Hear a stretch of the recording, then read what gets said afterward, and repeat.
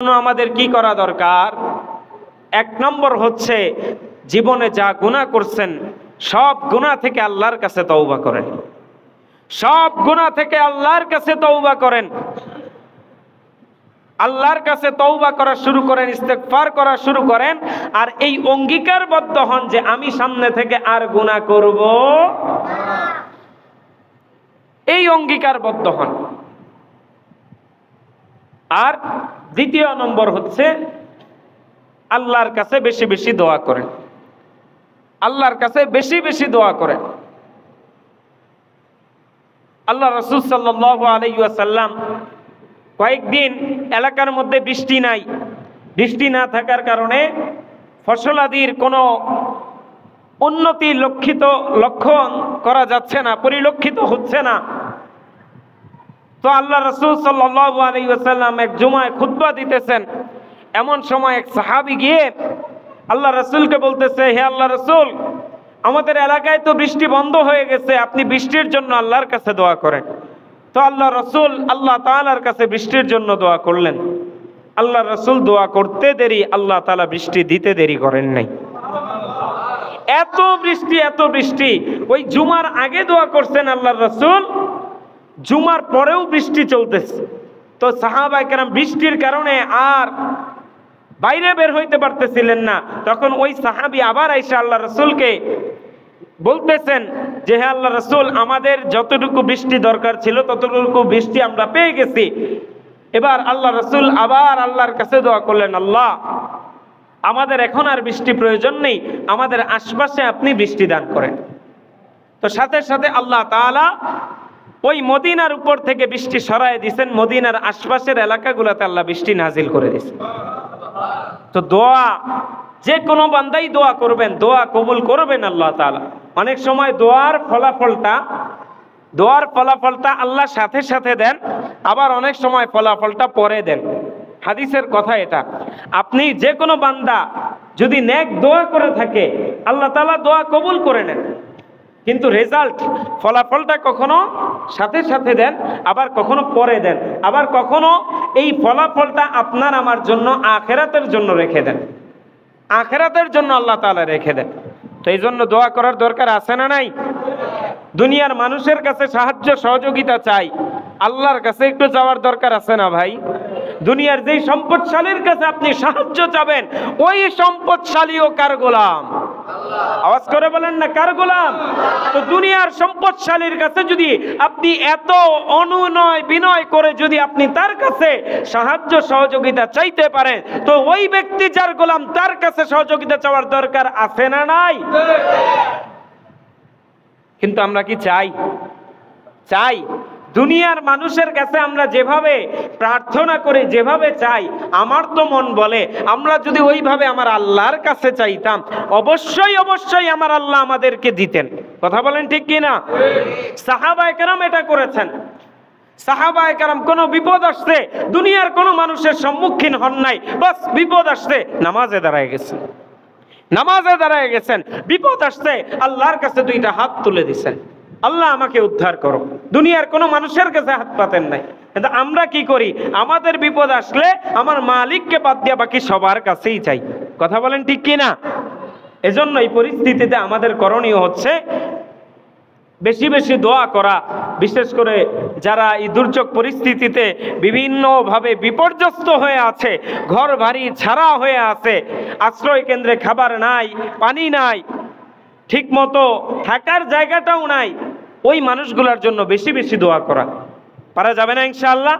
3 নম্বর হচ্ছে যারা এই দুর্যোগ পরিস্থিতিতে আছে, আল্লাহর উপর তাওয়াক্কুল করে সবর করা, ধৈর্য ধারণ করা। এটা হচ্ছে 3 নম্বর করণীয়। ধৈর্য ধারণ করা, বিপদে পড়ে এমন কোনো কথা মুখ থেকে না বের করা যেটার মাধ্যমে আল্লাহ তাআলা অসন্তুষ্ট হয়ে যান। এমন কোনো কথা বের না করা। আল্লাহ তাআলা যেই পরিস্থিতিতে, যেই অবস্থায়, যখন যেখানে রাখেন, সেই অবস্থায় থেকেই আল্লাহ তাআলার শুকরিয়া আদায় করা। কারণ যতটুকু আমি ভালো আছি, দেখা যেতে পারে আমার চাইতে আরো খারাপ মানুষও আছে। কি বলেন, আছে না নাই? তো ওই যেই অবস্থায় আল্লাহ রাখছেন, ওই অবস্থায় আল্লাহ শুকরিয়া আদায় করা। এরপরে 4 নম্বর বিষয় হচ্ছে তাকদীরের উপর বিশ্বাস করা, তাকদীরের উপর বিশ্বাস করা যে আমার ভাগ্যে এটা আল্লাহ তাআলা লিখে রেখেছিলেন, এজন্য এটা আমার ভাগ্যে আসছে। তো আল্লাহ আমার ভাগ্যে যেটা লিখে রেখেছেন এটার উপর অসন্তুষ্ট হওয়ার কোনো উপায়, অসন্তুষ্ট হওয়া যাবে?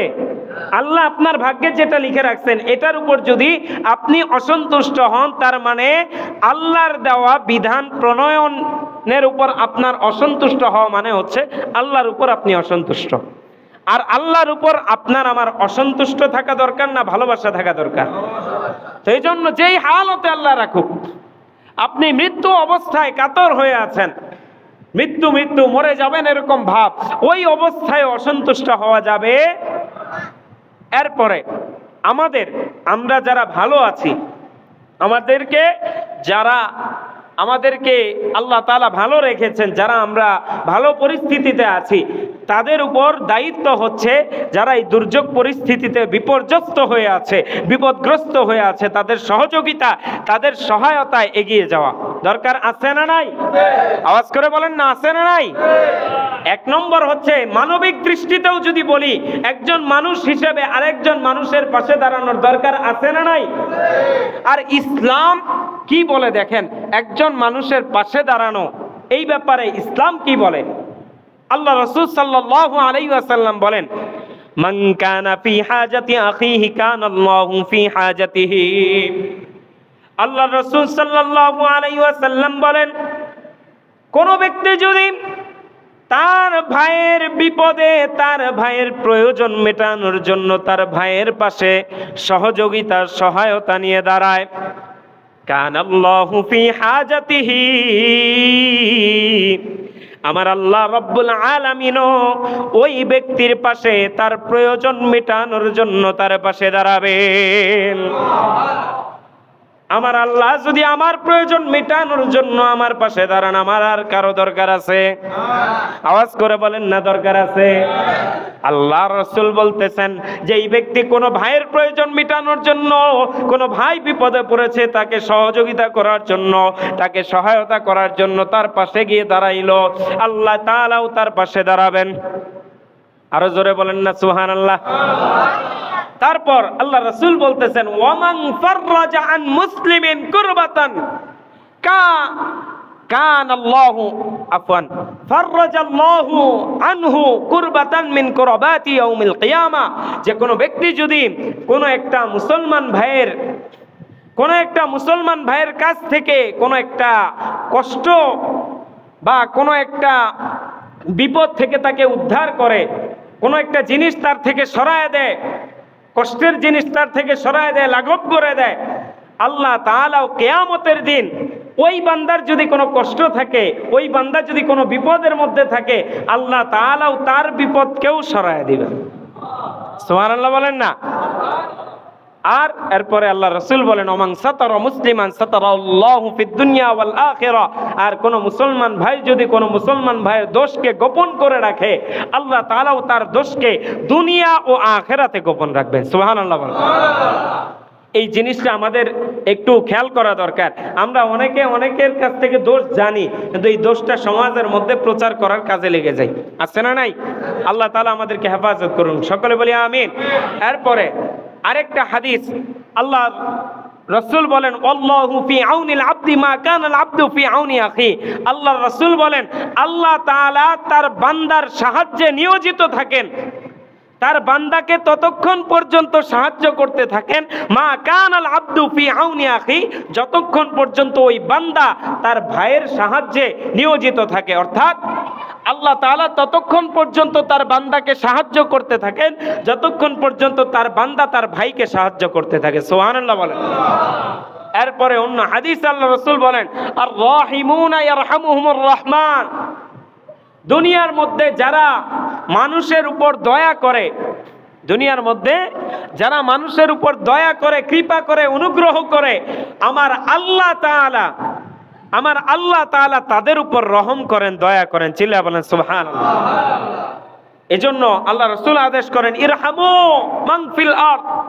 ও জমিনের অধিবাসী, তোমরা জমিনের বাসীর উপর, জমিনের বাসিন্দাদের উপর রহম করো, অনুগ্রহ করো, দয়া করো, কৃপা করো।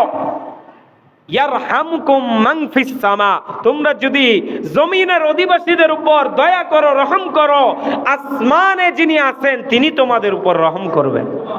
আরেকটু আওয়াজ করে বলেন না সুবহানাল্লাহ।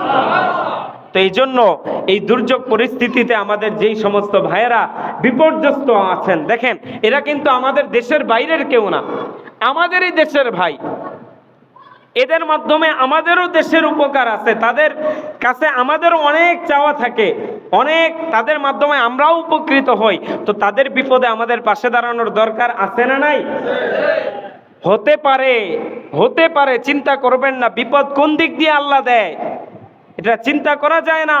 তাদের বিপদে যদি আমরা দাঁড়াই, আমাদের মধ্যে মুসলিমদের যেই ঐক্যবদ্ধ থাকা দরকার, ওই ঐক্যবদ্ধটা থাকা হবে কি হবে না? যদি আমরা তাদের বিপদে পাশে দাঁড়াই, এটাই তো ঐক্যবদ্ধ থাকার একটা লক্ষণ। আমরা যদি তাদের বিপদে পাশে না দাঁড়াই, আমাদের কখনো কোনো যদি বিপদ আসে তারাও আমাদের পাশে দাঁড়াবে না। আর এই বিরোধটাই কিন্তু বিভিন্ন বিধর্মীরা এটা চায় যে মুসলমানদের মধ্যে ফাটল ধরুক। এমনিতেই তো অনেক ফাটল ধরে আছে, সামান্য মাসালা কেন্দ্রিক গিয়ে আমরা এত ফাটল ধরিয়ে ফেলেছি, কিন্তু এটা তো হওয়া উচিত ছিল না।